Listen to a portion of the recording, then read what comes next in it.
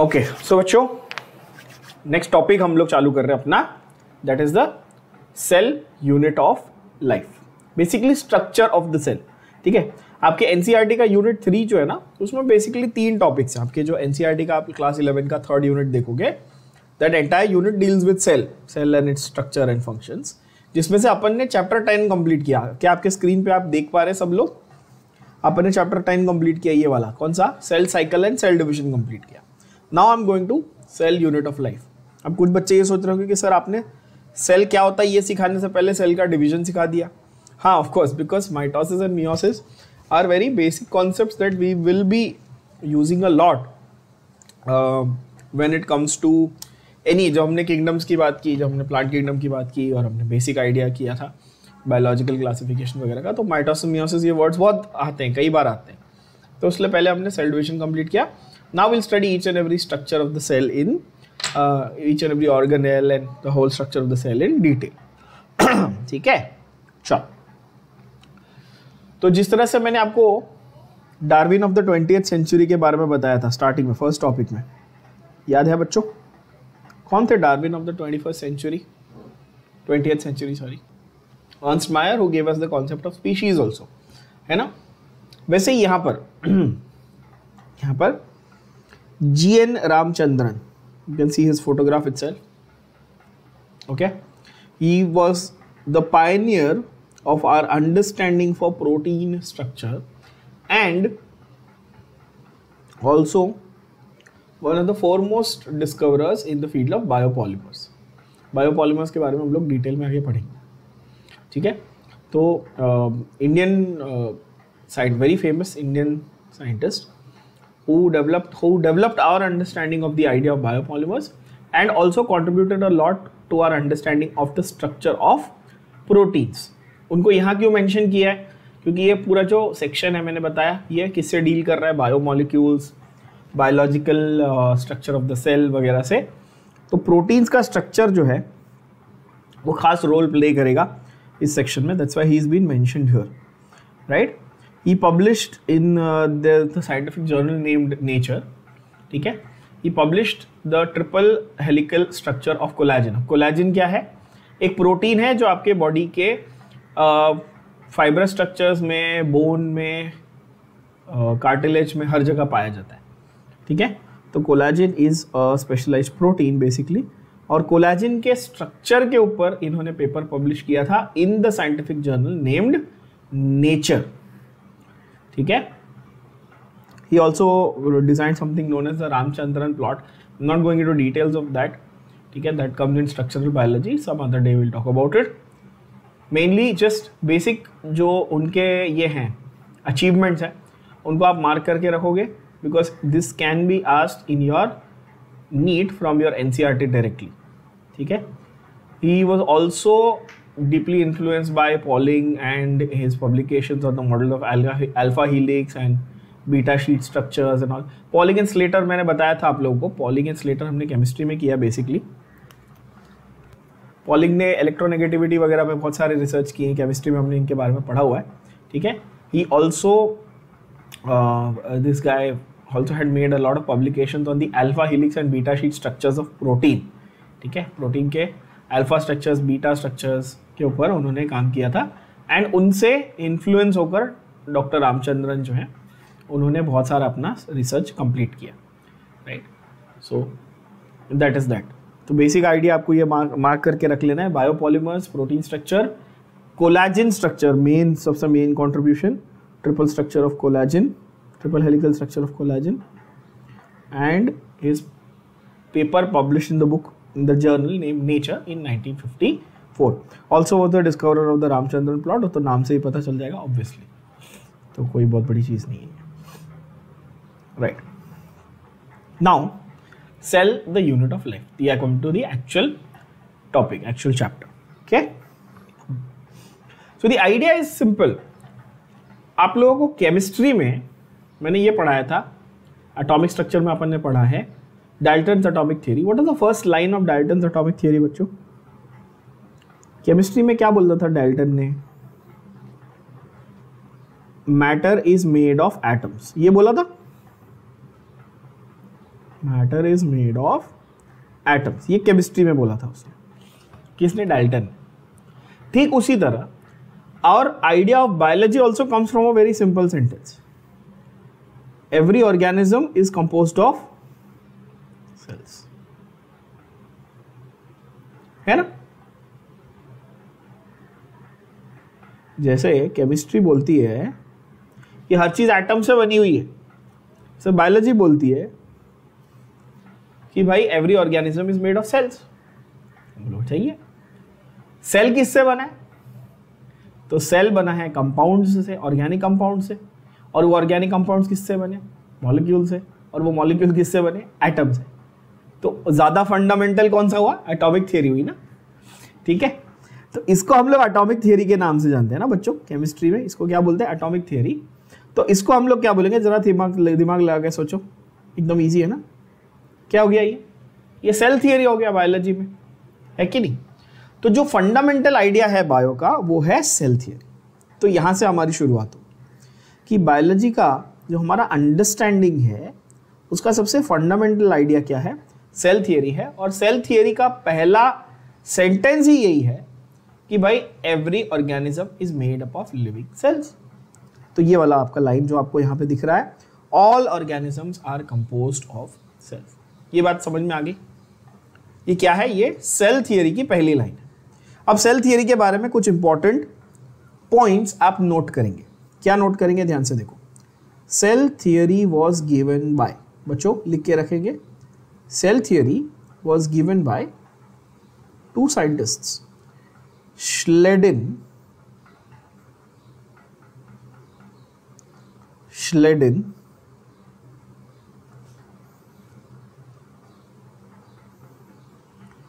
and Schwann। दो scientist थे, उनका नाम क्या था? Schleiden and Schwann। Schleiden and Schwann, इन्होंने दी थी हमें सेल थियरी। और सेल थियरी की पहली लाइन क्या थी? All organisms are made of cells. ठीक है बच्चों, आप बोलेंगे okay. It may be a single cell और it may B multi cellular. तो ऑर्गेनिजम्स कैसे हो सकते हैं? यूनिसेल्यूलर हो सकते हैं, मल्टी सेल्यूलर हो सकते हैं। बोलोगे हाँ सर ये तो आपने पढ़ा है हमको। ऑर्गेनिजम्स एक सेल से बने हुए हो सकते हैं यानी यूनिसेल्यूलर, बहुत सारे सेल से बने हुए हो सकते हैं यानी मल्टी सेल्यूलर, एंड सेल की वैरायटी भी हमने देखी है, प्रोकैरियोटिक एंड यूकैरियोटिक। प्रोकैरियोटिक मतलब सिंपल वाले, यूकैरियोटिक मतलब कॉम्प्लेक्स वाले सेल। ये तो हम लोग बचपन से पढ़ रहे हैं, पता है सबको, ठीक है। अब जरा बात करते हैं यूनिसेल्यूलर के बारे में थोड़ा सा, कि unicellular organisms are capable of independent existence and performing the essential functions of life. Unicellular organism की खासियत क्या है? कि एक ही सेल है, वो एक सेल ही पूरा का पूरा ऑर्गेनिज्म है, उस एक सेल के अंदर ही उसकी पूरी लाइफ है। वो इंडिपेंडेंटली एग्जिस्ट भी करेगा और अपने सारे एसेंशियल फंक्शंस, बायोलॉजिकल फंक्शंस है ना, उसका एक्सक्रीशन, उसका न्यूट्रिशन, सब कुछ उसमें परफॉर्म करेगा वो एक सेल के अंदर, ठीक है। अगर एक पूरा सेल भी नहीं है, अगर एक पूरा सेल भी नहीं है तो ऑर्गेनिज्म एग्जिस्ट नहीं कर सकता। मतलब can I say it in this manner, the presence of a fully functional cell, देखो वो सेल सिंपल है या कॉम्प्लेक्स है ये मैटर नहीं करता, पर एक सेल है और वो फंक्शनल है, मतलब वो काम कर रहा है, the presence of that is the requirement for an organism. कम से कम इतना तो होना ही चाहिए। बोलो हाँ कि ना। सेंटेंस को फिर से सुनना, मैंने क्या बोला? The presence of a fully functional cell is the basic, is the fundamental requirement for an organism. Correct बात है। तो इस पे से हमारा ये लाइन आया, डेफिनेशन जो है, the cell is the fundamental, fundamental मतलब सबसे basic, structural and functional unit of living organisms. क्या ये बात समझ में आई? Cell is the structural and functional unit of living organisms. ये डेफिनेशन है, इसको प्लीज मार्क करके रखो। कोई आपको बोलेगा डिफाइन सेल, तो आप क्या बोलोगे? Cell is nothing but the fundamental structural and functional unit of living organisms. ये डेफिनेशन आप बोलेंगे, सिंपल एक लाइन में डेफिनेशन। ठीक है बच्चों, ये मार्क करके रखो। ओके, पहली बार डिस्क्राइब किसने किया था? पहली बार सेल को डिस्क्राइब किसने किया था? ये मैं सारी बातें आपको एक्चुअली बता चुका हूं, दोबारा रिवाइज करा दूं, ठीक है? All this I have told you before, please remember this. Robert Hooke, Robert Hooke ने क्या किया था? The name cell he gave, he gave us the name cell, he named or he gave the term, ध्यान से सुनना, he gave the term cell from the word cellular, और मैंने आपको बताया भी है, याद करो, मैंने कहा था ये टर्म सेल उन्होंने सेल्यूला वर्ड से दिया, और सेल्यूला उन्होंने कहां से बताया? उन्होंने कॉर्क सेल्स को ऑब्जर्व किया था, कॉर्क सेल्स को ऑब्जर्व किया था, और वहां से उन्होंने हमको ये टर्म दिया था सेल। सेल का मतलब बेसिकली होता है compartment, the word सेल्यूला in Latin means compartment, वहां से उन्होंने दिया। बोलोगे ठीक है। Anton von Leeuwenhoek, Anton von Leeuwenhoek ना बच्चों, ये जो यहां पर आपको एनसीईआरटी में दिया नाम देख लो, एंटोन वॉन ल्यूवेनहॉक, ठीक है? स्पेलिंग देखो, प्रोनाउंसिएशन देखो ध्यान से, एंटोन वॉन ल्यूवेनहॉक, स्पेलिंग बराबर देख लो, नाम क्या था बच्चों? एंटोन वॉन ल्यूवेनहॉक, ठीक है? Now he was the one who first time described and he actually saw the cell. देखो रॉबर्ट हुक ने क्या देखा था? उन्होंने कॉर्क टिश्यू, जो मैंने बताया था ना कि वो शैंपेन की बोतल के ऊपर रहता है, ऐसे लकड़ी का वुडन पीस है ना, वो रहता है, तो उसको आप देखोगे नेकेड आई से तो आपको छोटे छोटे वो होल हनीकॉम्ब पैटर्न जैसे दिखते हैं, जैसे मधुमक्खी का छत्ता कैसे होता है वैसे छोटे छोटे दिखते हैं। पर क्या आप उधर एक्चुअली सेल को देख रहे हो? क्या आप सिर्फ ऐसे इमेजिन कर रहे हो कि अंदर कंपार्टमेंट्स रहेंगे? टेक्निकली आप नेकेड आई से देख रहे हो, है ना? और ये 1600s में किया था रॉबर्ट हुक ने, 1600s में। अच्छा, एंटोन वॉन ल्यूवेनहॉक ने ना 1800s में आके, ऑलमोस्ट मतलब काफी late, not 1800, I don't remember the exact date, but काफी सालों बाद उन्होंने एक्चुअली सिंपल माइक्रोस्कोप बनाया। तो एंटोन वॉन ल्यूवेनहॉक का अगर आप देखोगे रियल कंट्रीब्यूशन एक्चुअली क्या है बायोलॉजी में, उन्होंने क्या डिजाइन किया था? सिंपल माइक्रोस्कोप डिजाइन किया था। क्या डिजाइन किया था? सिंपल माइक्रोस्कोप, ठीक है? और जब उन्होंने सिंपल माइक्रोस्कोप डिजाइन किया ना बच्चों, तो उन्होंने एक्चुअली पहली बार सेल देखा। He saw the first cell under a simple microscope. So that is why he is given credit for the scientist, or as the scientist who first saw and described a cell, a live cell. तो question को बहुत ध्यान से पढ़ना है। अगर आपको NEET में ऐसा क्वेश्चन आता है, who was the first one to see and describe a cell or a living cell, तो the answer is Anton von Leeuwenhoek। क्या ये बात समझ में आई? ल्यूवेनहॉक, इन्होंने क्या बनाया? इन्होंने सिंपल माइक्रोस्कोप बनाया। क्या बनाया? Simple microscope. अब आप बोलोगे सर ये सिंपल माइक्रोस्कोप क्या होता है? तो भाई बेसिकली कुछ नहीं, एक स्टैंड और एक मैग्नीफाइंग ग्लास होता है बड़ा वाला, टेक्निकली, ठीक है? एक स्टैंड और एक मैग्नीफाइंग ग्लास होता है, यही होता है सिंपल माइक्रोस्कोप। बहुत बड़ी चीज नहीं है। आप जो स्कूल में वगैरह यूज करते हो वो ऐसे हैंडल वाला, जिसको आप एडजस्ट करते थे नॉब से, जिसे आप खेलते रहते हो, वो कंपाउंड माइक्रोस्कोप है ना? वो कंपाउंड माइक्रोस्कोप है, ठीक है? अपन बात करें किसकी? Simple microscope. तो आपको अगर वो पूछेगा who gave the term cell, तो आप बोलेंगे Robert Hooke. Who observe the first cell और डिस्क्राइब द फर्स्ट सेल, तो आप बोलेंगे Anton von Leeuwenhoek. And who discovered the nucleus, तो रॉबर्ट ब्राउन। तो रॉबर्ट हुक और रॉबर्ट ब्राउन, कंफ्यूज नहीं होना है। रॉबर्ट हुक ने क्या दिया? Term cell. और रॉबर्ट ब्राउन ने क्या किया?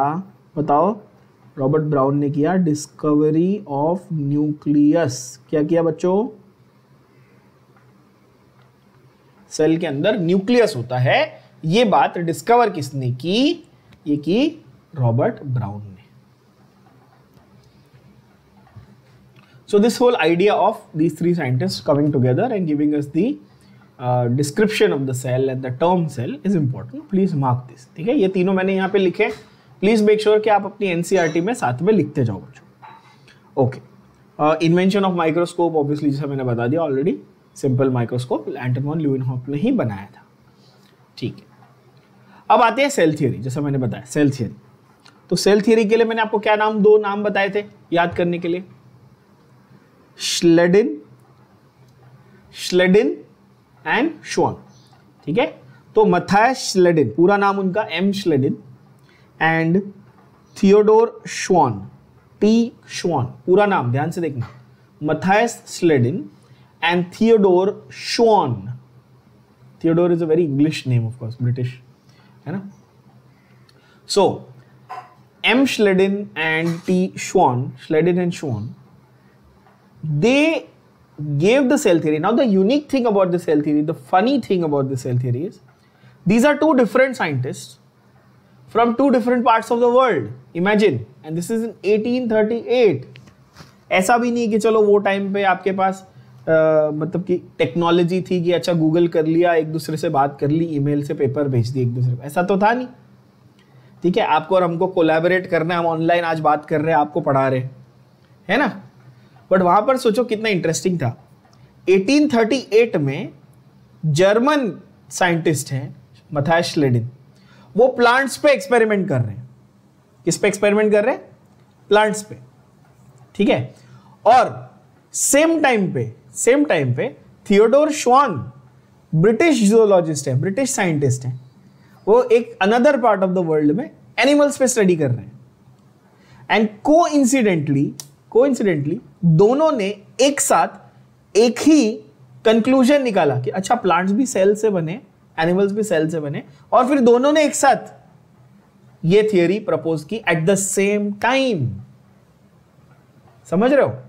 And that is why both are given credit, because इतनी ब्यूटीफुली ये पूरा सिस्टम क्रिएट हुआ एक साथ कि अच्छा एक ने प्लांट्स के बारे में बताया जो प्लांट किंगडम के ऊपर अप्लाई कर दिया, एक ने एनिमल के बारे में बताया, और दोनों वो पूरा डिस्क्रिप्शन एग्जैक्टली सेम डिस्क्रिप्शन दिया दोनों। समझ रहे हो आप? तो इसीलिए ये दोनों का फिर थियरी कंबाइन करके उन्होंने प्रेजेंट किया, कि together they came and they formulated the theory. They said okay, तुमने प्लांट्स पे काम किया, मैंने एनिमल्स पे काम किया, now let's combine the whole thing and say okay boss, living organisms के लिए ये थियरी अप्लाई करते हैं। Can you all imagine that? Right, ऐसा हुआ है। ठीक है, तो अब ये पूरी स्टोरी समझो, इसकी हिस्ट्री समझो क्या होता है। देखो, मथायस श्लेडिन ने 1838 में ऑब्जर्व किया that all plants are composed of different kinds of cells which form tissues. Cell से टिश्यू बनता है, ये मैं आपको बता चुका हूं। सेल्स के कॉम्बिनेशन से क्या बनता है? टिश्यू बनता है। तो फिर से ये लाइन को ध्यान से पढ़ो सब बच्चे, आपको स्क्रीन पे दिख रहा है क्या वो बोला मैंने। 1838 में मथायस श्लेडिन ने ऑब्जर्व किया that all plants are composed of different types of cells. जिस डिफरेंट टाइप्स ऑफ सेल्स के कॉम्बिनेशन से क्या बनता है? टिश्यूज बनते हैं। यहां तक clear? At the same time Theodor Schwann, that is in 1839, 1838 में उन्होंने किया, 1839 में इन्होंने किया। थियोडोर श्वान ने स्टडी किया different type of animal cells को and reported that cells have outer thin layer called plasma membrane. ये भी मैंने आपको बताया कि प्लांट सेल्स में सेल वॉल होती है और एनिमल सेल्स में क्या होता है? प्लाज्मा मेम्ब्रेन होती है। And he also concluded that presence of cell wall is a unique character of plant cells। मतलब कि उन्होंने ये बोला कि देखो भाई, मैंने एनिमल सेल को स्टडी किया, एनिमल सेल में प्लाज्मा मेम्ब्रेन होती है, बट मैंने साथ साथ थोड़े बहुत प्लांट सेल्स को भी स्टडी किया और बोला कि जो सेल वॉल है वो सिर्फ प्लांट सेल में होती है, वो एनिमल सेल के पास नहीं होती। राइट? सो इस बेसिस पे इन्होंने हाइपोथेसिस बनाई। इन्होंने क्या बनाई? हाइपोथेसिस बनाई, और इस हाइपोथेसिस को अच्छे से प्रॉपर्ली प्रेजेंट किया गया in the form of cell theory. तो Schleiden and Schwann together gave the cell theory. क्या ये बात सबको समझ में आ गई? पहली लाइन देख लो, सब लोग मार्क करो प्रॉपर्ली। पर इस थियरी का सबसे बड़ा ड्रॉबैक क्या था? इस थियरी का ड्रॉबैक, पहले ये समझते कि ये थियरी क्या थी। चलो, सेल थियरी क्या थी? तो भाई सेल थियरी में दो ही लाइन मेन थे। दो लाइन क्या थे मेन? पहला, all living organisms are made of cells, बता दिया मैंने ऑलरेडी, मैंने ये तो बताया ना आपको, all living organisms are made of cells, पहली बात। दूसरा, ये सेल आए कहां से भाई? आप पैदा कहां से हुए? मैं पैदा कहां से हुआ? From where were we born? या इस दुनिया में कोई भी लिविंग ऑर्गेनिज्म, एक कॉकरोच या चींटी से लेके बड़े हाथी से या शेर तक या ब्लू व्हेल तक, हम सब पैदा कैसे हुए? अब बोलेगा सर हम अपने माँ बाप से आए। वो कैसे आए? वो उनके माँ बाप से आए। तो ऐसे पीछे जाते जाओ, एक सेल कहाँ से आया? पिछले सेल से। वो वाला कहाँ से आया? उस पिछले सेल से। वो वाला कहाँ से आया? पिछले सेल से। तो ऐसे पीछे जाते जाते कहाँ पहुंचोगे? दुनिया का पहला सेल। और फिर सवाल पूछोगे सर दुनिया का पहला सेल कैसे आया होगा? है कि नहीं बच्चों? है ना? इसका मतलब ये कि हम सारे लोग कहाँ से आए? हमारी शुरुआत सबकी एक ही सेल से हुई। तो हम सब भाई बहन आपस में, है ना? अभी रक्षाबंधन गया ना, तुम लोगों ने लूटा होगा अपने अपने भाइयों को, है ना? तो भाई लोग बेचारे लुट गए। मेरा तो उल्टा हुआ, मेरे को रक्षाबंधन पे गिफ्ट मिला। मेरी दोनों सिस्टर्स एकदम मस्त है, गिफ्ट दिया मेरे को। ठीक है, न्यू जनरेशन इज गुड। अच्छे पढ़े लिखे लोग, अच्छे लोग हैं। भाई पैसे दे रहा है तो भाई को रिटर्न में गिफ्ट मिल रहा है। Nice, keep this trend going, है ना? अगर गिफ्ट देना है किसी को तो प्लीज वेलकम, और बहनें बनाऊंगा मैं। ठीक है, चलो देखो, तो फंडा ये है कि हम सब एक ही, ओरिजिनली हम कहीं ना कहीं से आए हैं। And most probably the theory is that we all come from a pre existing original cell. But this was one of the drawbacks of this theory. क्योंकि यार जब स्लेडिन एंड शॉन ने थियरी दी ना, तो उन्होंने ये तो बोल दिया कि भाई everything is made of cells, वो तो ठीक है, पर उन्होंने ये नहीं बताया ये सेल आए कहां से। तो उनकी ड्रॉबैक थी ना ये थियरी की। तो रुडोल्फ वर्कोव नाम के साइंटिस्ट थे। क्या नाम था? नाम सुनना ध्यान से, क्या नाम था? रुडोल्फ वर्कोव। प्रोनाउंस प्रॉपर्ली करो बच्चों, क्या नाम है? रुडोल्फ वर्कोव। वर्चोव नहीं बोलना, वर्कोव। ठीक है, वर्कोव। He was the one who said that, he first explained that cells divided and new cells come from pre-existing cells. तो कोई आपको पूछेगा the concept of cell division was first explained by, तो the answer is Rudolf Virchow. ठीक है, वर्कॉफ के बारे में हम लोग जब second year MBBS, second year BDS में होते हो ना आप, तो पैथोलॉजी नाम का एक सब्जेक्ट आता है, आपको एक्सटेंसिवली उसके बारे में पढ़ाया जाता है आपको, वर्कऑफ ट्रायड एंड एवरीथिंग। और वर्कऑफ का काफ़ी इन्फ्लुएंस है in medical research and biological research. Okay, now so he gave us the idea that every cell comes from a pre existing cell. अच्छा, ये जो स्टेटमेंट है उसने क्या बोला, ध्यान से सुनना। उसने इंग्लिश में क्या बोला? New cells are formed from pre existing cells, बरोबर है? बट ये स्टेटमेंट उन्होंने इंग्लिश में नहीं, उन्होंने एक्चुअली लैटिन में दी थी। आपको तो पता ही है बायोलॉजी और लैटिन लैंग्वेज की प्यार मोहब्बत हमने कितने सारा किया है ना, पूरा लैटिन, मैंजीफेरा इंडिका, कोकोनस नुसिफेरस, है ना, कैरोलस लीनियस ने बाइनोमियल नोमेनक्लेचर पूरा लैटिन में ही बताया था। और फिर उसके बाद हमने वायरस के बारे में पढ़ा था, कंटेजियम वाइवम फ्लूइडम, याद है नाम सबको? वायरस को बिशर्निक ने क्या कहा था? Contagium vivum fluidum. और वैसे ही यहां पर वर्कॉफ, रुडोल्फ वर्कॉफ ने जब ये बात बताई बच्चों कि every cell comes from a pre existing cell, he gave it in the Latin term omnis cellula is cellula, which means हर सेल एक पुराने प्री एग्जिस्टिंग सेल से आता है। कितना ब्यूटीफुल है ना? ऐसे इंग्लिश में बोलने में लगता है हाँ every cell comes from pre existing cell, ठीक है, बट लैटिन में आके बोलो इंप्रेसिव लगता है। omnis cellula is cellula, ऐसा लगता है वाह पोइट्री बोल के चले गए, वाह वाह, है ना?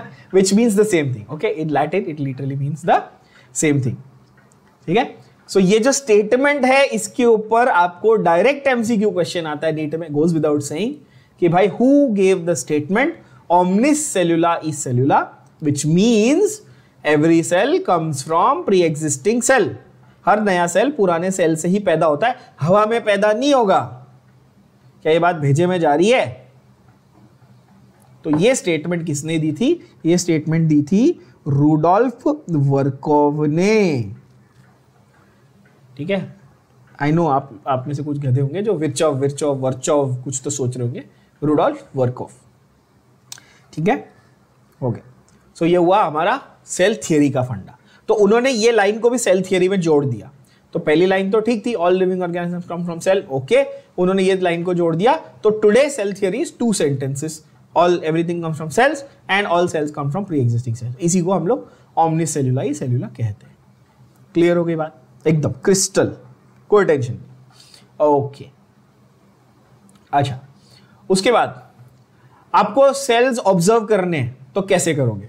तो भाई प्लांट सेल्स को ऑब्जर्व अगर आपको करना है तो सबसे बढ़िया है आपके लिए onion peel.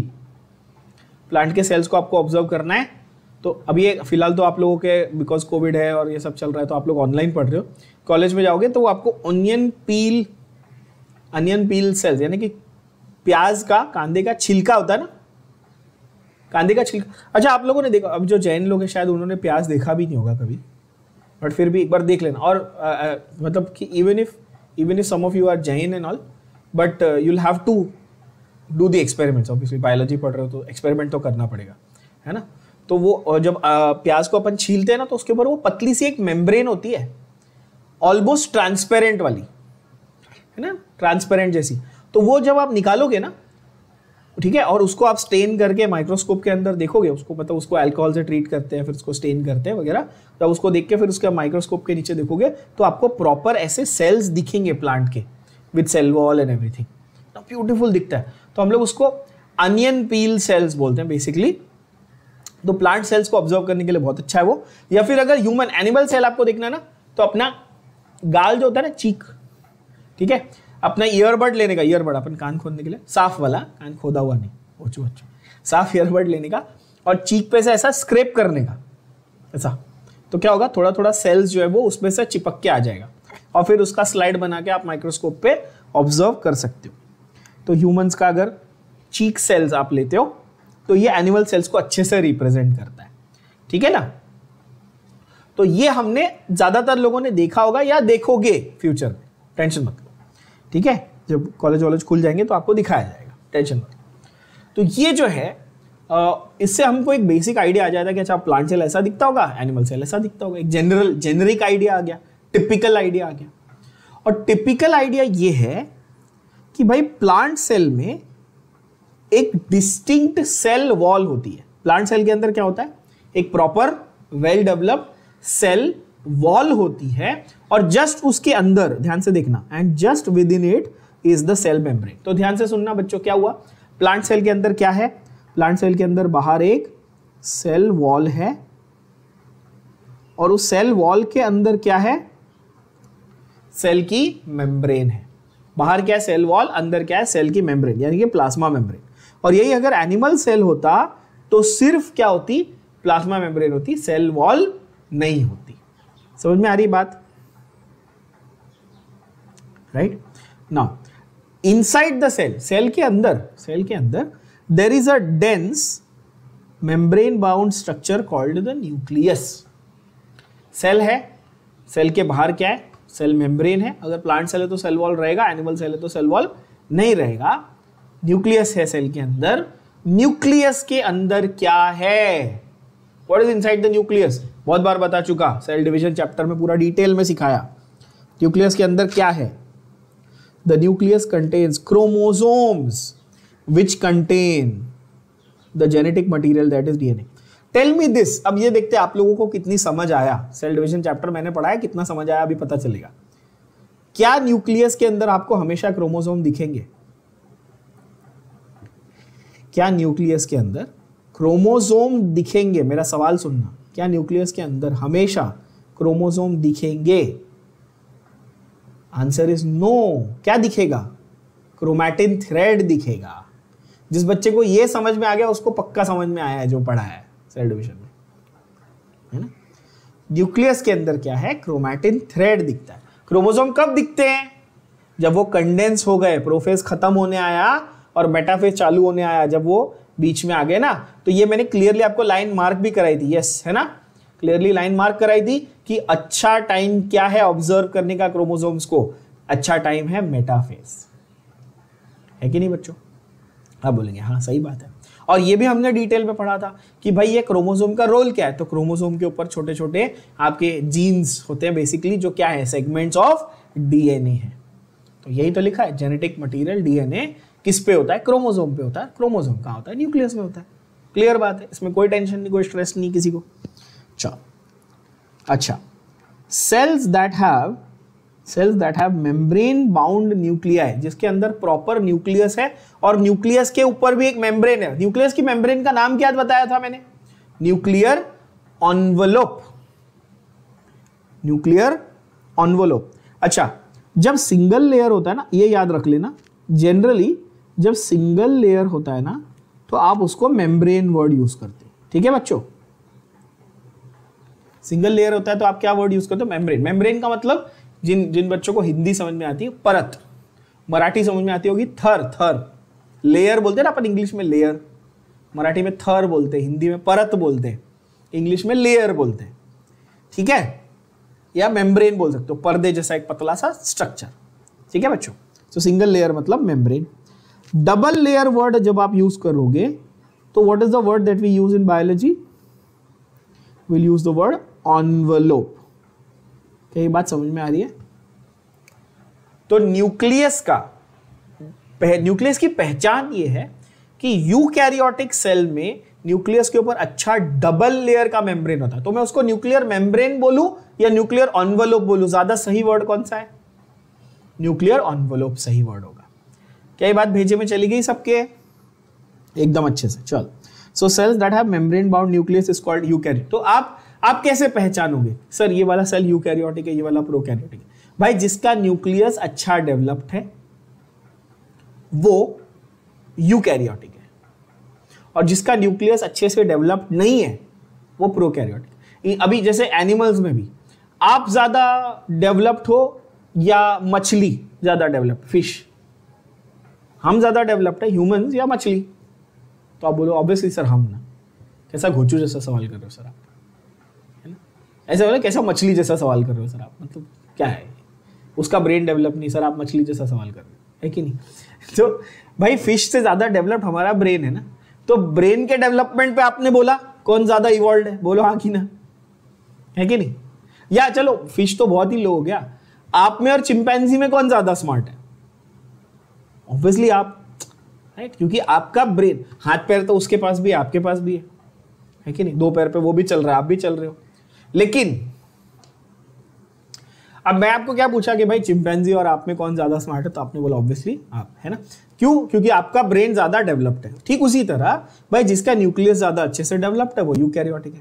I know some people are thinking sir आप तो हमको ऐसे कभी कभी डांटते हो, ऐसा लगता है कि हम चिंपैंजी हमसे ज्यादा स्मार्ट है, आप तो ऐसे डांटते हो, है ना? वो अलग बात है कि मैं तुमको ऐसे ही बोलूंगा, बट रियलिटी में तुम लोग ज्यादा स्मार्ट हो भाई, ऑब्वियसली, है ना? इतना डाउट मत करो खुद को यार। चलो तो देखो, तो यहां पर फंडा ये है कि भाई जिसका अच्छा न्यूक्लियस, जिसका वेल डेवलप्ड न्यूक्लियस वो यूकैरियोटिक, और cells that lack a membrane bound nucleus are prokaryotic. मैंने इसको और सिंपल भाषा में आपको दिया था, और सिंपल भाषा में क्या भाई? प्रोकैरियोटिक का मतलब सिंपल सेल और यूकैरियोटिक का मतलब कॉम्प्लेक्स सेल, ये भी बोला था। क्या ये लिटरल मीनिंग है? नहीं, लिटरल मीनिंग तो वो है ना ट्रू न्यूक्लियस और primitive nucleus. Karyokinesis, karyon word nucleus था, तो प्रोकैरियोट प्रिमिटिव न्यूक्लियस यानी ओल्ड टाइप का न्यूक्लियस, बढ़िया नहीं है, डेवलप नहीं है, और यूकैरियोटिक मतलब ट्रू अच्छा न्यूक्लियस। तो प्रोकैरियोटिक सिंपल है, यूकैरियोटिक कॉम्प्लेक्स है। ठीक है भाई। अब दोनों ही सेल्स भले वो प्रोकैरियोटिक हो या यूकैरियोटिक हो, उनके पास होता है semi fluid matrix called cytoplasm. Cell के अंदर क्या होता है? पानी जैसा एक पूरा स्ट्रक्चर। सेमी फ्लूइड मतलब जो फ्लोएबल हो, थोड़ा सा पानी जैसा थिक फ्लूइड जैसा स्ट्रक्चर हो, जिसको हम क्या बोलते हैं? साइटोप्लाज्म कहते हैं। साइटोप्लाज्म के बहुत अलग अलग नाम है, बहुत सारे आपको पढ़ाऊंगा मैं, ठीक है? बहुत सारे अलग अलग नाम है। तो अब जैसे मैंने कहा, अब एग्जाम्पल ले लो, आप और ह्यूमन और चिंपैंजी का एग्जाम्पल लिया, ब्रेन एक का डेवलप्ड एक का नॉट डेवलप्ड, बट खून तो उसके पास भी आपके पास भी है कि नहीं? ब्लड तो उसके पास भी है, ब्लड आपके पास भी है। ऐसा तो है नहीं अच्छा वो कम डेवलप्ड है तो उसको ब्लड नहीं देंगे, ऐसा बोला क्या नेचर ने? नहीं ना। तो वैसे ही यहाँ पे भाई प्रोकैरियोटिक है, यूकैरियोटिक है सेल, कैसा भी है, सिंपल है, कॉम्प्लेक्स, पर साइटोप्लाज्म यानी कि उसके अंदर की जो फ्लूइड है वो तो है ना उसके पास, है कि नहीं? अब बोलेंगे हाँ। तो ये स्टेटमेंट इंपॉर्टेंट आ जाती है, cytoplasm is the main arena of activities in plant and animal cell both. What is arena? ये डायरेक्ट एमसीक्यू है। एरिया, अरीना, अरीना एक्चुअली हम लोग वर्ड यूज करते हैं जैसे जहाँ पे बैटल होती थी ना उसको अरीना कहा जाता था पुराने जमाने में। लड़ाइयाँ होती थी ना, लोग देखने आते। आज अब जैसे आप क्रिकेट मैच देखने जाते हो, स्टेडियम में आप बैठते हो, बीच में वो लोग खेल रहे, तो उसको अरीना कहते हैं। मेन एरिया, आप बोल दो मेन एरिया। तो मेन एरिया जहाँ पे सेल्यूलर एक्टिविटी होगी वो कहाँ है? साइटोप्लाज्म। ठीक है, तो सेल की जो पूरी डेली एक्टिविटीज हैं, जो नॉर्मल एक्टिविटीज हैं सेल की, वो कहाँ हो रही है? वो साइटोप्लाज्म में हो रही है। ठीक है, अच्छा, ये हुआ हमारा फंडा ऑफ न्यूक्लियस एंड साइटोप्लाज्म। पहले मेन कोर बना दिया हमने सेल का।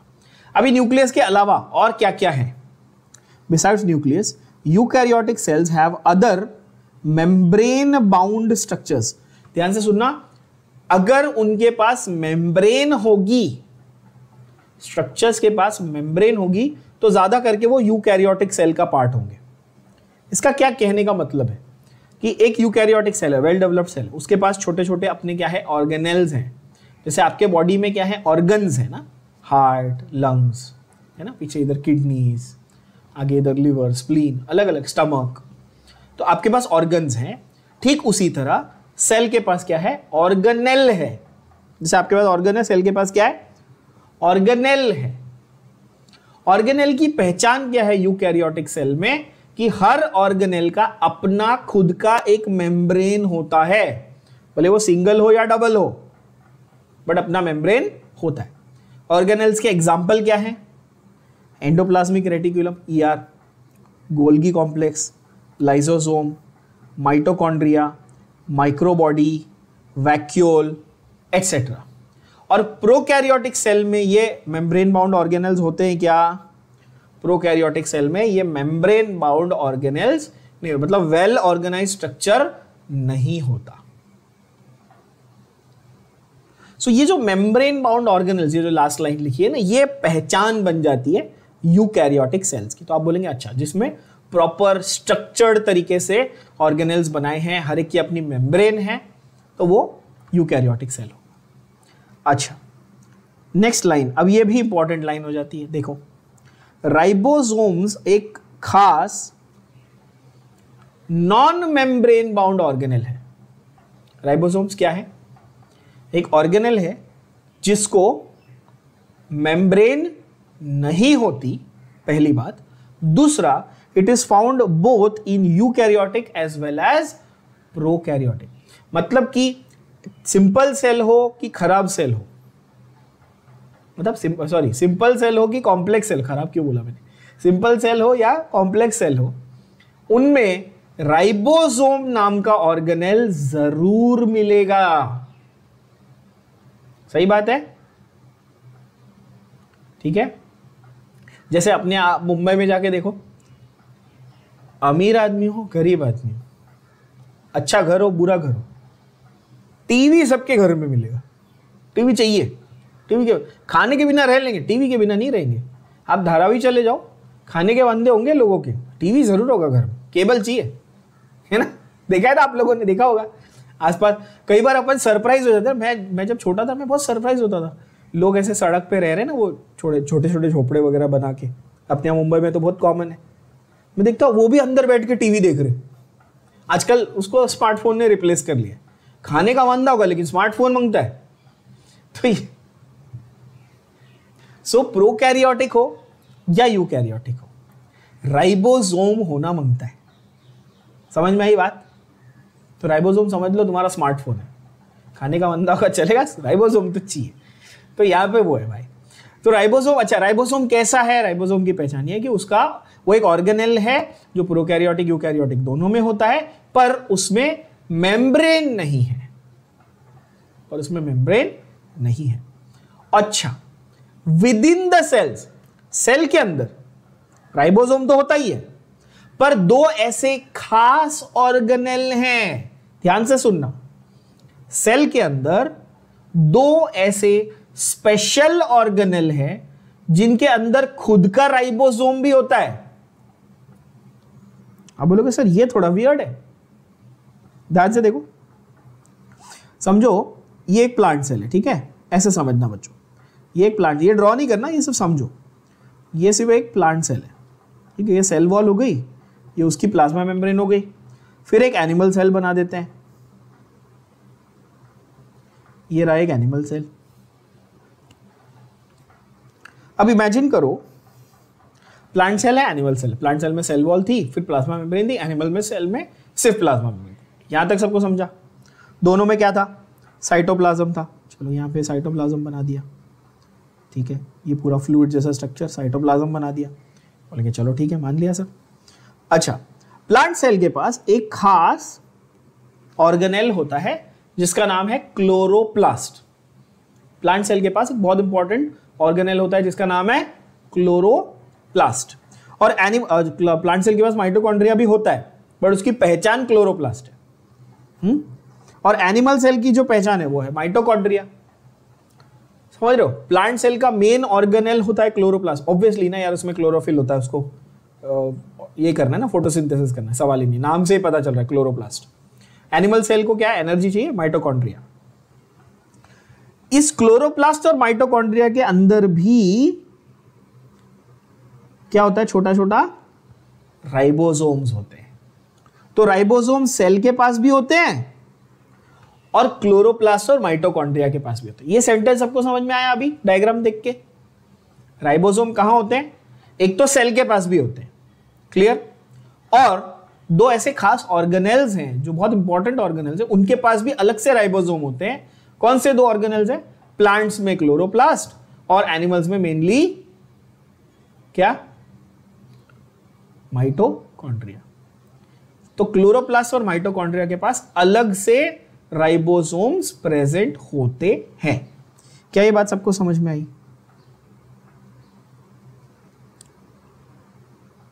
ठीक है। अब देखो क्या बोलता है, within the cell ribosomes are found not only in the cytoplasm but also within the two organelles, that is chloroplast in plants and mitochondria, and on rough ER. rough ER क्या है मैं आगे बताऊंगा, है ना। smooth ER, smooth endoplasmic reticulum and rough endoplasmic reticulum. Animal cells contain centrosome which help in cell division. centrosomes क्या बनाते थे? सेंट्रोसोम से सेंट्रियोल बनता था, सेंट्रियोल से स्पिंडल फाइबर आते थे, स्पिंडल फाइबर से माइटोसिस का डिवीजन, माइटोसिस में डिवीजन होता था। अब कुछ बच्चे यहां पर सेंट्रोसोम और सेंट्रोमियर में कंफ्यूज हो रहे होंगे। भाई क्रोमोसोम के बीच में जो प्रेजेंट था वो क्या था? सेंट्रोमियर था। और यहां पे ये सेल ऑर्गेनेल है, उसका नाम क्या है? वो सेंट्रोसोम है। आलू और भालू एक नहीं होते, अलग अलग होते हैं। भालू को समोसे में डाल के नहीं खाते बच्चों, है ना, भालू तुमको खाता है। तो इसलिए सेंट्रोसोम और सेंट्रोमियर अलग अलग है, कंफ्यूज नहीं होना है, ठीक है। चलो ओके, माइकोप्लाज्मा के बारे में मैंने क्या पढ़ाया आपको लिविंग वर्ल्ड चैप्टर में, और वो सेंटेंस, वो पैराग्राफ में बोला था कि भाई ये गारंटीड क्वेश्चन आता है, ये नीट में बहुत बार आया है। Mycoplasma the smallest living cell, मैंने बहुत सारी चीजें पढ़ाई थी आपको माइकोप्लाज्मा के बारे में। उनको सेल ऑर्गेनेल नहीं होते, उनका कोई शेप ढंग का फिक्स नहीं होता, उनको jokers of the living world कहा जाता है, they are the smallest possible living cells, ये सारी चीजें बताई थी। याद नहीं होगा, याद कर लो, रिवाइज करो। Yes, they can survive without oxygen as well. So mycoplasma जो होते हैं ये स्मॉलेस्ट पॉसिबल सेल्स होते हैं, स्मॉलेस्ट पॉसिबल सेल्स होते हैं। इनकी जो लेंथ होती है वो कितनी है? 0.3 माइक्रोन। कितनी होती है? 0.3 माइक्रोन। अब आप बोलोगे सर माइक्रोन क्या होता है भाई? तो ये तो फिजिक्स में पढ़ा होगा आपने। 1 माइक्रोमीटर इज 10⁻⁻⁶ मीटर। माइक्रोमीटर की लेंथ कितनी होती है? 10⁻⁻⁶ मीटर होती है। नैनोमीटर की 10⁻⁹ होती है ना। ओके, जो बैक्टीरिया है वो 3 to 5 माइक्रॉन्स के होते हैं। बैक्टीरिया जो हैं, while bacteria are 3 to 5 microns. And the next question is a direct MCQ question. The largest single isolated cell in the entire living world, अगर देखा जाए, is the egg of an ostrich. जो egg cell होता है ostrich का, वो सबसे बड़ा सिंगल आइसोलेटेड सेल होता है। ऑस्ट्रिच तो सबको पता ही है। ऑस्ट्रिच क्या है? The largest bird, technically largest bird है ना ऑस्ट्रिच। ऑस्ट्रिच की हाइट कितनी होती है? एक ऑस्ट्रिच का भाई भी होता है, उसको ईमू बोलते हैं। मैं और मेरी वाइफ गए थे हम लोग ईमू देखने सिंगापुर में। they have this Singapore में they have this zoo where they have emus and literally you can go and like you can play with them। उनको खाना वाना खिला सकते हैं हाथ से अपने, मस्त होते हैं। उनकी हाइट जो है ना मेरे से थोड़ी ज़्यादा होती है, मतलब मैं तो बहुत छोटा हूँ हाइट में। उनकी हाइट करीब 6-6.5 फुट की हाइट होती है, मतलब ऑलमोस्ट अमिताभ बच्चन की हाइट की, आप सोच सकते हो।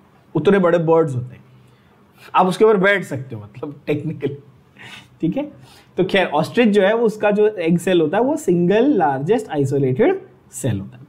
हाँ, ये डायरेक्ट एमसीक्यू क्वेश्चन है। ये मैं जो ऐसे अलग कलर में मार्क करता हूँ, रेड करता हूँ, उसको बाजू में लिखता हूँ एमसीक्यू, मतलब ये डायरेक्ट पूछा जाएगा एज इट इज, ठीक है ना। तो रिवीजन के वक्त आपको पता है कि अच्छा सारा चैप्टर मेरा 2 बार 3 बार 5 बार पढ़ के हो गया, लास्ट में बस एक बार पूरा ग्लांस करना है, तो ये मेन लाइंस में देख लेता हूं, है ना। ओके, ह्यूमन बीइंग्स का red blood cell, human beings का रेड ब्लड सेल कितना होता है? 7 माइक्रॉन्स इन डायमीटर। कितना होता है? 7 माइक्रोमीटर, 7 माइक्रॉन्स। हमारा आरबीसी जो है उसका डायमीटर कितना होता है? 7 microns, 7 micrometer. Okay, nerve cells are longest cells, ये तो सबको पता ही है। Nerve cells are longest cells, they may be disc shape, polygonal, columnar वगैरह वगैरह, बकवास, ठीक है। तो यहाँ पर आपने क्या क्या सीखा, चलो देख लो। हमने ये देखा कि भाई माइकोप्लाज्मा सेल साइज, ऐसा एक छोटा सा यहाँ पे चार्ट बना लो, चलो साइड में, ठीक है। जितना कोशिश करो कि आप एनसीईआरटी में ही लिख सको, ट्राई कि आप एनसीईआरटी में मेजॉरिटी चीज़ लिखो, ताकि आपको पढ़ते वक्त रिवाइज करने के लिए बहुत ही आसान हो जाए बच्चों। क्या है सेल साइज? देखो माइकोप्लाज्मा का क्या सेल साइज था? 0.3 to 0.5, 0.3 मेनली 0.3 माइक्रॉन्स ऐसा लिखा हुआ है, तो 0.3 माइक्रॉन्स, 0.3 म्यू मीटर, यानी कि माइक्रॉन भी बोल सकते हो, माइक्रोमीटर भी बोल सकते हो। बैक्टीरिया का साइज क्या था? अब बोलेंगे 3 to 5 माइक्रॉन्स, ठीक है। आरबीसी का साइज क्या था? तो आरबीसी का 7 माइक्रॉन्स, 7.2 आइडियली होता है, एक्चुअली 7.2 होता है, बट आपकी एनसीईआरटी में 7 माइक्रॉन दिया। 7 माइक्रॉन उसका साइज, मतलब उसका डायमीटर है, बाय द वे 7 माइक्रॉन उसका डायमीटर है, ठीक है। और नर्व सेल जो होते हैं वो लॉन्गेस्ट सेल होते हैं। अच्छा, स्पर्म सेल जो होते हैं ना ह्यूमंस के, उनका एवरेज साइज होता है अराउंड 40 माइक्रॉन, ठीक है, ये भी लिख के रखना। स्पर्म सेल जो होता है ह्यूमंस के, एवरेज साइज होता है अराउंड 40 माइक्रॉन, फिक्स नहीं है ऑब्वियसली, बट अराउंड 40 माइक्रॉन उनका एवरेज साइज होता है। और ओवम यानी कि एग सेल, हाँ, ओवम यानी कि एग सेल ऑफ ह्यूमंस, हाँ, वो होता है अराउंड 100 माइक्रॉन्स, ठीक है। कितना होता है वो? 1। अच्छा, certain books give the sperm का range as 40 to 60 micron also, 40 to 60 microns का रेंज देते हैं स्पर्म का, और ओवम का जनरली 100 माइक्रॉन्स एंड अबव आपको मिलेगा, ठीक है बच्चों। और सबसे लार्जेस्ट तो आपको दिख रही है यहाँ पे, आपने मार्क किया हुआ है ऑस्ट्रिच का एग सेल, ठीक है। तो ये लिस्ट आप पूरी ऐसे लिख के रखोगे, ताकि अगेन जब आप रिवाइज कर रहे हो फटाक से आपने सारा वैल्यूज एक साथ देख लिया एक जगह पे। खास करके आपका आरबीसी जो है ये 7 माइक्रॉन, काफी इंपॉर्टेंट क्वेश्चन। यहां तक क्लियर है बच्चों सबको? चलो अब आते हैं असली डिस्क्रिप्शन ऑफ प्रोकैरियोटिक। अभी तक तो बेसिक आइडिया चल रहा था, चलो अब आते हैं एक्चुअल भाई कि भाई प्रोकैरियोटिक सेल का डिटेल्ड डिस्क्रिप्शन पे हम लोग आ गए। और प्रोकैरियोटिक सेल की पहली लाइन के ऊपर अभी रिसेंटली आपके नीट में क्वेश्चन आया हुआ, अभी लास्ट 2 या 3 साल पहले ही क्वेश्चन आया था कि भाई PLPO ये क्या है? ध्यान से देखना, क्या है PLPO? तो prokaryotic cells are represented by, prokaryotic cells में क्या क्या आता है ये हमने ऑलरेडी लिविंग सेल में, लिविंग वर्ल्ड में देख लिया। लिविंग वर्ल्ड और डाइवर्सिटी नाम का चैप्टर हमने किया ना, उस पर हमने ऑलरेडी देखा। बैक्टीरिया, बैक्टीरिया के अंदर हमने आर्की बैक्टीरिया और यू बैक्टीरिया देखे थे, मैंने आपको बहुत सारे डिटेल पढ़ाए थे वहां पे, मिथेनोजेंस, हेलोफाइल्स, थर्मोएसिडोफाइल्स वगैरह। ब्लू ग्रीन एल्गे, साइनोबैक्टीरिया, वो भी बताए थे। माइकोप्लाज्मा, स्मॉलेस्ट लिविंग ऑर्गेनिज्म, ये भी बताए थे। पर एक कैटेगरी है जो वहां पे मेंशन नहीं थी, वो ये है, कौन सा? Pleuropneumonia like organisms. क्या कैटेगरी थी, याद करो? Pleuropneumonia like organisms, PPLO। ये भी प्रोकैरियोटिक सेल्स के अंडर आते हैं। तो आपको कोई पूछेगा कि भाई प्रोकैरियोटिक के अंडर क्या क्या आता है, तो आप क्या बोलोगे? पहली बात तो सारे बैक्टीरिया, ऑल बैक्टीरिया, मतलब पूरा किंगडम मोनेरा, बराबर ना? पूरा का पूरा किंगडम मोनेरा प्रोकैरियोटिक था, ये पढ़ा है मैंने आपको। आप बोलोगे हाँ, तो किंगडम मोनेरा पूरा आ गया प्रोकैरियोटिक में, प्लस हमारे ब्लू ग्रीन एल्गे तो है ही, साइनोबैक्टीरिया, ओके, माइक्रोप्लाज्मा वो भी सब मोनेरा में ही थे, सारे प्रोकैरियोटिक थे। और चौथी कैटेगरी है PPLO। क्या है? PPLO, pleuropneumonia like organisms. Clear हुई बात? यस, PPLO स्पेसिफिक कैटेगरी है बेसिकली, कुछ नया नहीं है, वही है भाई, माइकोप्लाज्मा टाइप के ही होते हैं, इनका शेप वगैरह, बिकॉज ये प्लूरीपोटेंट होते हैं, थोड़े प्लूरीपोटेंट वर्ड नहीं बोल सकता, बट हाँ इनका शेप जरा थोड़ा सा फिक्स नहीं होता, वेरिएबल शेप होता है and all that is why इनको प्लूरोनिमोनिया लाइक ऑर्गेनिजम्स। और न्यूमोनिया के जो न्यूमोनिया कॉजिंग बैक्टीरिया होते हैं ना, डिप्लोकोकस, न्यूमोकोकस, उनसे ये काफी से उन फैमिली को बिलोंग करते हैं बेसिकली, तो दैट इज वाई PPLO नाम है। ठीक है, they are small and they multiply rapidly, they vary greatly in shapes and sizes, जिसके बारे में हमने ऑलरेडी लिविंग वर्ल्ड चैप्टर में पढ़ा है। 4 बेसिक शेप्स कौन से हैं? Bacillus that is rod like, कोकस that is sphere, vibrio that is comma, and spirillum that is spiral. है ना बच्चों, ये हमने किया हुआ है ना, बैक्टीरिया के 4 शेप्स याद कर लो। जिनको याद नहीं है उनके लिए रिवाइज करा देता हूँ, इस तरह का ये मेरा रॉड शेप था, ये क्या था? बैसिलस। ये था मेरा स्फीयर शेप, ये क्या था? कोकस। ये था मेरा कॉमा शेप, है ना? एंड ये क्या है? Maggi noodle. क्या ये? स्पिरिलम और स्पाइरल। 4 शेप्स कौन से? Bacilli, कोकस, vibrio and spirilla. सही है? ठीक है। विब्रियो कॉलरे, जो कॉलरा का कॉजेटिव ऑर्गेनिज्म होता है। न्यूमोकोकस, जो न्यूमोनिया का कॉजेटिव ऑर्गेनिज्म होता है। बैसिलस थुरिंजिएंसिस, जो आगे हम लोग जेनेटिक्स में पढ़ेंगे, या बैसिलस एंथ्रासिस, बेसिकली एंथ्रैक्स का कॉजेटिव ऑर्गेनिज्म। ऐसे अलग अलग ऑर्गेनिजम्स हैं बैक्टीरिया के, पूरे बैक्टीरिया के अंडर आते हैं depending on their shape. Okay, all prokaryotes. ठीक है, अब यहां पर आ जाते हैं हम लोग description of a prokaryotic cell पे। ध्यान से देखना जरा। All prokaryotes have a cell wall surrounding the cell membrane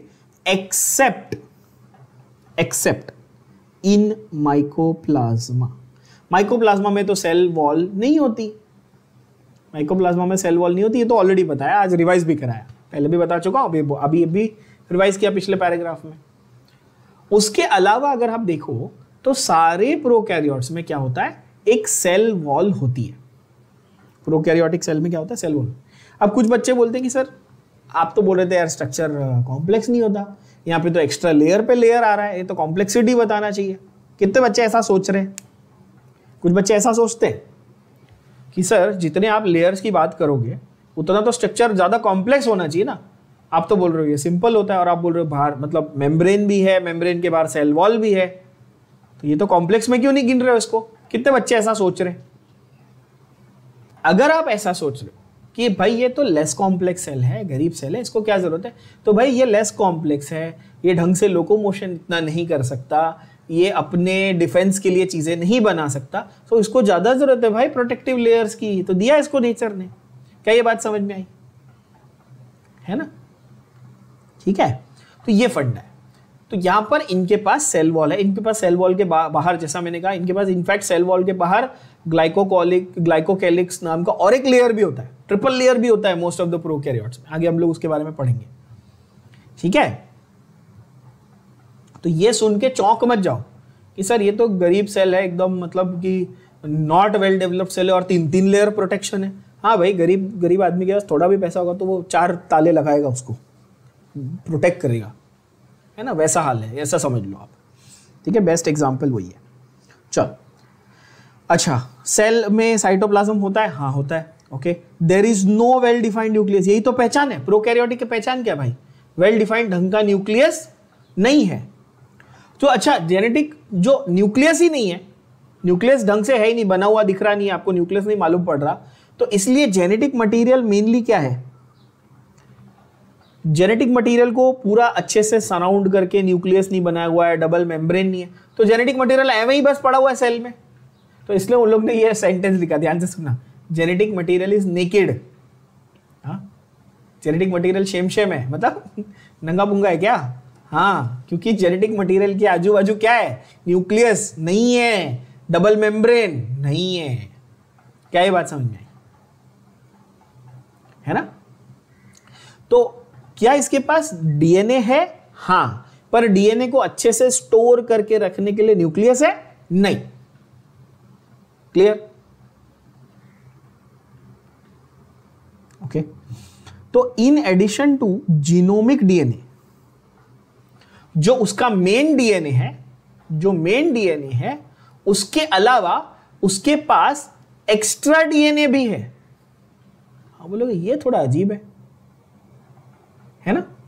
ध्यान से सुनना। एक तो उस सेल के पास उसका मेन डीएनए, उसके पास क्या है? सेल का क्या है? उसके पास मेन डीएनए है। Apart from the main DNA,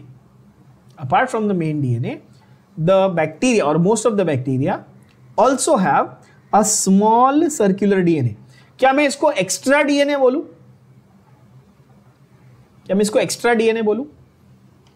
कुछ वर्ड्स यहां पर बच्चों के लिए नए होंगे, जैसे सर्कुलर डीएनए। सर ये सर्कुलर डीएनए क्या होता है? तो जरा उसका मतलब समझ लेते हैं। हम लोग नॉर्मल डीएनए को कौन सा वाला डीएनए मानते हैं? हम लोग नॉर्मल को हेलिकल डीएनए मानते हैं। क्या मानते हैं? हेलिकल डीएनए, है ना? जैसे मैंने आपको ये बताया था कि डबल स्ट्रैंडेड, ऐसा ना, डबल स्ट्रैंडेड अपना डीएनए होता है, 2 थ्रेड होते हैं, 2 स्ट्रैंड होते हैं। मैंने ये, आपको याद होगा, मैंने ईयरफोन का एग्जांपल लेके ऐसा बताया था कि पूरे एंटेंगल करके डीएनए बनाया जाता है ना? तो हमारे लिए जो प्रॉपर डीएनए है वो कैसा है? कॉम्प्लेक्स जो डीएनए प्रॉपर वाला वो कैसा होता है? हेलिकल, ऐसा पूरा ट्विस्टेड वाला। ठीक है बच्चों? लेकिन जो सिंपल सेल है ना, जो गरीब सेल है बेचारा, ठीक है, प्रोकैरियोटिक वाला, उसके पास ज्यादा करके जो डीएनए होता है ना वो ऐसा होता है। कैसा? Circular DNA. कैसा होता है? सर्कुलर फॉर्म में डीएनए होता है। ठीक है, तो उसका मेन डीएनए भी सर्कुलर फॉर्म में रखा होता है। अब पढ़ो, आपको समझ में आएगा कि जो मेन डीएनए, जो जीनोमिक डीएनए है, वो कैसा है? सर्कुलर फॉर्म में। देखो यहां पे, ठीक है, पर उसके अलावा छोटू सा टुकड़ा, छोटा सा पीस डीएनए का एक्स्ट्रा कहां है?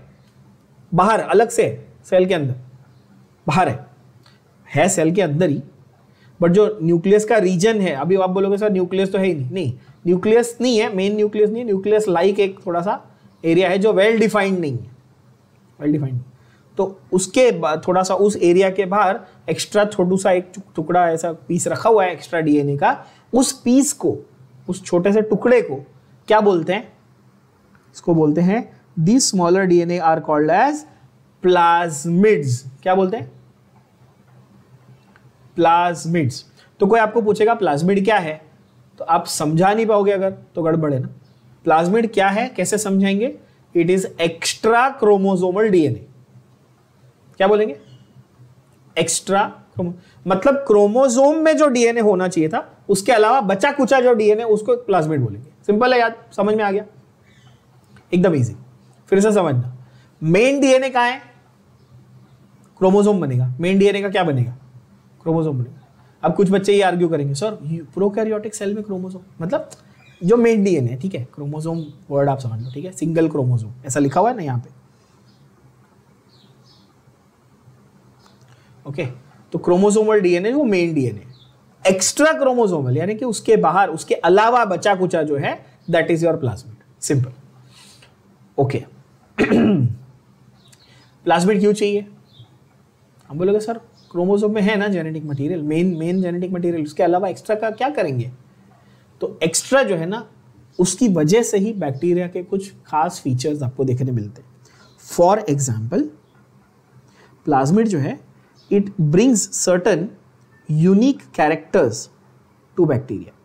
मतलब जिन बैक्टीरिया का प्लाज्मिड अच्छे से काम कर रहा है, अच्छा फंक्शनल है, काम का है, वो प्लाज्मिड के होने की वजह से, because of the presence of that plasmid, those bacterial cells will have certain unique characters. For example resistance to antibiotics. For example resistance to antibiotics. अब ये जरा कॉन्सेप्ट समझो रेजिस्टेंस टू एंटीबायोटिक्स का। आप बीमार पड़ते हो, आपको नॉर्मल सर्दी खांसी होती है, वायरल फीवर होता है सबको, तो आप क्या खाते हो? एंटीबायोटिक खाते हो। सबने किया हुआ ये है ना, अमॉक्सिसिलिन, आपने अमॉक्सक्लैव, बहुत सारे एंटीबायोटिक, नॉर्मल आप एंटीबायोटिक्स जो रेगुलर में लोग कंज्यूम करते हैं ना, ciprofloxacin, Ciplox, Norflox, whatever, you will keep eating that, है ना, हर बच्चे ने खाया होगा। ऑगमेंटिन। होता ये है कि जब आपके बॉडी में कोई इन्फेक्शन आता है, आप एंटीबायोटिक खाते हो। अब वो इन्फेक्शन का कॉज कौन है? माइक्रो ऑर्गेनिज्म है, कोई बैक्टीरिया, कोई वायरस। कोविड का एग्जांपल ले लो, कोविड क्या है? वायरस है जो बॉडी में इन्फेक्शन कॉज कर रहा है। सही बोल रहा हूं? आप एंटीबायोटिक लेते हो उसको मारने के लिए, उसको ट्रीट करने के लिए। पर कुछ बैक्टीरिया ऐसे होते हैं, मैं कोविड एक वायरस है, please do not get confuse, Covid एक वायरस है, वैसे ही समझो कोई बैक्टीरियल डिजीज है, जैसे न्यूमोनिया हो गया, टीबी हो गया, माइकोबैक्टीरियम ट्यूबरकुलोसिस, है ना, लेप्रेसी हो गया, माइकोबैक्टीरियम लेप्रे, ऐसे बहुत सारे जो बैक्टीरियल डिजीज है। वो डिजीज किसी इंसान को हुआ, उसने एंटीबायोटिक लिया, लेकिन दवाई उसको असर ही नहीं कर रही। समझ में आया क्या बोला? जो एंटीबायोटिक उसने खाया पेशेंट ने, दवाई उसको इफेक्ट नहीं कर रही है।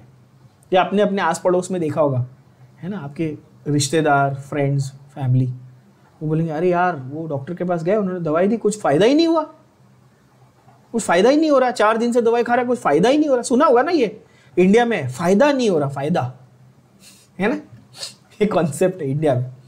क्यों? क्योंकि रेजिस्टेंस हो गया है बैक्टीरिया को उस दवाई का। समझ में आ रहे हो? समझ रहे हो आप लोग? रेजिस्टेंस हो गया बैक्टीरिया को उस दवाई का। इसका मतलब क्या कि भाई ये बैक्टीरिया है, ये पहले इस एंटीबायोटिक से मर जाता था, बट बहुत बार, एक बार आपको इन्फेक्शन हुआ, आपने खाया एंटीबायोटिक, दूसरी बार हुआ आपने खाया, तीसरी बार हुआ खाया, चौथी बार ये बैक्टीरिया क्या हुआ? स्मार्ट हो गया ये, इसके प्लाज्मिड ने अपने आप को मॉडिफाई कर लिया कि भाई अब ये एंटीबायोटिक आएगा ना, अब मैं नहीं मरूंगा, अब मैं रेजिस्टेंट हो गया, अब मैं क्या हो गया? रेजिस्टेंट। तो क्या होगा? वो पर्टिकुलर दवाई काम नहीं करेगी। तो ये इस फिनोमिनन को हम क्या बोलते हैं? Resistance to antibiotics. क्या ये बात समझ पा रहे हो? मैं आपको बहुत सिंप्लीफाइड अंडरस्टैंडिंग, बहुत सिंप्लीफाइड अप्रोच दे रहा हूँ। ये सबने देखा होगा, आप लोगों के साथ भी हुआ ही है, एटलीस्ट मेरे साथ तो होता था बचपन में। अपन ना वो ऑल आउट लगा देते, ऑल आउट आप लगाते ना, ऑल आउट लिक्विड मच्छर के लिए, या फिर वो टिकिया जलाते थे, मैट धुआं करते थे घर में। तो शुरू में ना ऐसे होता है कि अपन पहले दिन धुआं करते, सब मच्छर गिर जाते, तो अपने को लगता है वाह विक्ट्री। आप 10 दिन लगाओ, 11वें दिन क्या होता है? वो जो आपने धुआं वो जो लगाया है, उसके आजू बाजू मच्छर घूम रहे, ऑल आउट के आजू बाजू मच्छर घूम रहे, असर करना बंद कर दिया। क्यों? रेजिस्टेंस डेवलप हो जाता है भाई, राइट? ये लोगों के साथ भी होता है, जो लोग स्मोकिंग या ड्रिंकिंग करते हैं, जो शराब पी रहे हैं, अल्कोहल कंज्यूम कर रहे हैं या स्मोक कर रहे हैं, क्या होता है? उनको ज़्यादा आदत पड़ जाती है, क्योंकि उनकी बॉडी रेजिस्टेंट हो जाती है। जैसे आपके मम्मी डैडी बोलते हैं अरे इसको इतना डांटते, इतना मारते, सुनता ही नहीं है, ढीठ हो गया है, तो हो गए ना तुम रेजिस्टेंट। पहली बार मार खाए तो सुधर गए, 4 बार मार खाए बोले छोड़ना यार, रोज ही मार खाते, क्या होता है ना तुम लोग के साथ भी। तो ये भी वही है, रेजिस्टेंस ही है। तो बैक्टीरिया को जब रेजिस्टेंस चाहिए तो वो किस चीज का यूज करता है? आप बताओ किस चीज का यूज करता है? वो प्लाज्मिड का यूज करके रेजिस्टेंस डेवलप करता है। क्या ये बात सबके दिमाग में गई बच्चों?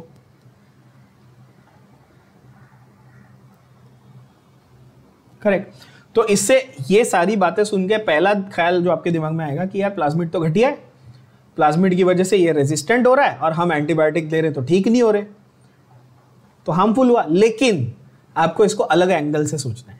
बिकॉज प्लाज्मिड है और प्लाज्मिड से वो अपने कैरेक्टर्स को चेंज कर सकता है। तो अगर हम जेनेटिक इंजीनियरिंग और बायोटेक्नोलॉजी का यूज करके उसमें ऐसे कैरेक्टर्स लाएं जो हमें चाहिए तो हमारा फायदा होगा, होगा कि नहीं होगा? तो हाँ, तो plasmids can be harmful, nature में वो हार्मफुल है अगर वो रेजिस्टेंस डेवलप करेगा। अब आप समझ रहे हो। लेकिन अगर मैंने जेनेटिक इंजीनियरिंग करके एक बैक्टीरिया में ऐसी एबिलिटी प्रोड्यूस की, समझो एक बैक्टीरिया था, मैंने उसको जेनेटिक इंजीनियरिंग करके ऐसी एबिलिटी प्रोड्यूस की कि एक काम कर, तू अब प्रोटीन बना मेरे लिए, या तू अब इंसुलिन बना, तो मेरा फायदा हुआ ना। तो प्लाज्मिड एक्चुअली काफी यूजफुल साबित हुए later in the idea of genetic transformation. जब हम लोग जेनेटिक्स की रिसर्च और आगे पढ़ाई करेंगे इसके बारे में इन फर्दर चैप्टर्स, तो आपको मैं ये पढ़ाऊंगा कि बायोटेक्नोलॉजी एंड जेनेटिक इंजीनियरिंग में प्लाज्मिड्स का कितना इंपॉर्टेंट रोल है। क्या ये बात समझ में आ रही है? तो ऑब्वियसली यहां पर अपने को लग रहा है कि अच्छा रेजिस्टेंस हो रहा है तो ये खराब है, पर वही प्लाज्मिड को, उसी कॉन्सेप्ट को यूज करके हमने क्या किया, हमने बना लिया बैक्टीरियल ट्रांसफॉर्मेशन, यानी कि बैक्टीरिया को अपने यूज के लिए कैसे यूज करना है, अपने फायदे के लिए कैसे यूज करना है वो बना दिया। Sorry. So plasmid DNA is used to monitor bacterial transformation, transform करना, उसको चेंज करना। ओके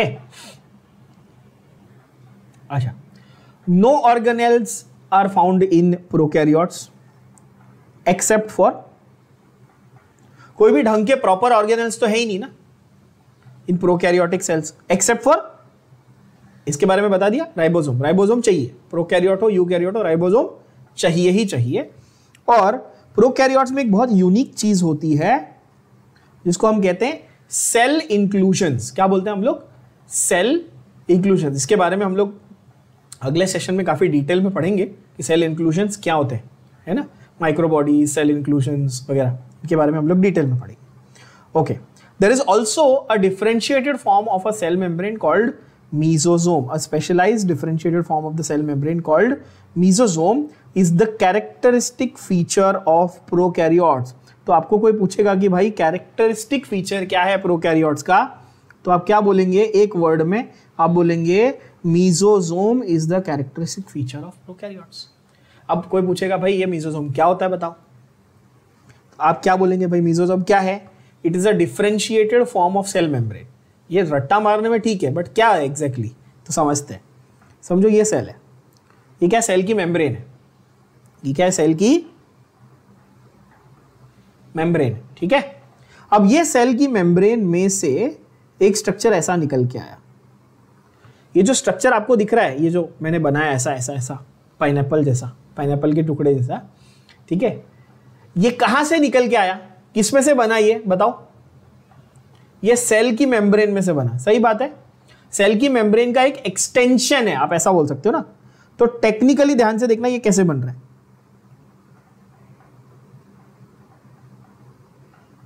ये ऐसा हुआ ना, मतलब नॉर्मल ऐसे पूरी मेम्ब्रेन स्टार्ट टू एंड ऐसे पूरी होनी चाहिए थी, पर एक पॉइंट पे ऐसा हुआ मेम्ब्रेन थोड़ी अंदर घुस गई और मॉडिफाई हो गई, स्पेशलाइज्ड एक थोड़ा सा अलग स्ट्रक्चर बन गया उसका। इस स्ट्रक्चर को अपन क्या बोलते हैं बच्चों? इसको बोलते हैं मीसोसोम। क्या ये समझ में आया? इसको क्या बोलेंगे? मीसोसोम बोलेंगे। दिमाग में गया ये चीज सिर्फ प्रोकैरियोटिक सेल में दिखेगी आपको। देखो राइबोसोम तो प्रोकैरियोटिक यूकैरियोटिक दोनों में दिखेगा, सही बात है, लेकिन मीसोसोम जो है वो सिर्फ और सिर्फ आपको प्रोकैरियोटिक में दिखेगा। ये क्या है?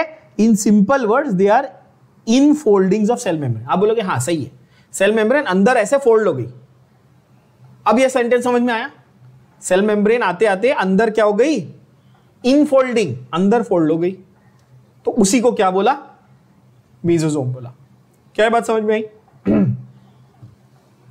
चलो कुछ इंपॉर्टेंट क्वेश्चंस अच्छे से जो हमने अभी डिस्कस किया उसके ऊपर कुछ क्वेश्चंस डिस्कस करते हैं, ठीक है। तो आपको आइडिया आएगा कि किस तरह के क्वेश्चंस इसके ऊपर पूछे जाते हैं। पहला वाला क्वेश्चन देख लो, फर्स्ट क्वेश्चन नंबर 1 देख लो, क्या बोलता है वो? Who proposed the theory that cells will arise only from pre existing cells. एक सेल पुराने सेल से आता है, ये किसने बोला था? ऑब्वियसली ये रुडोल्फ वर्कॉव ने बोला था, ठीक है ना। ओके, हैकेल ने हम लोगों को one of the theories of diversity of organisms में आया वो था वन ऑफ द किंगडम्स के बारे में उन्होंने बताया था हैकेल ने। ब्राउन तो आपको ऑफ कोर्स पता है, न्यूक्लियस।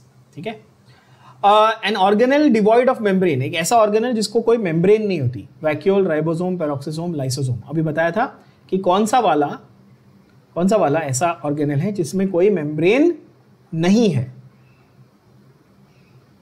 राइबोसोम है ना। अभी एनसीईआरटी में देखो, ये सब डायरेक्ट एनसीईआरटी में है बच्चों, इसलिए बोल रहा हूं आप ध्यान से समझेंगे तो डायरेक्ट उठा के, अभी जो मैंने आपको पढ़ाया, जो मार्क करा है, डायरेक्ट क्वेश्चन है, देख लो। ठीक है ना।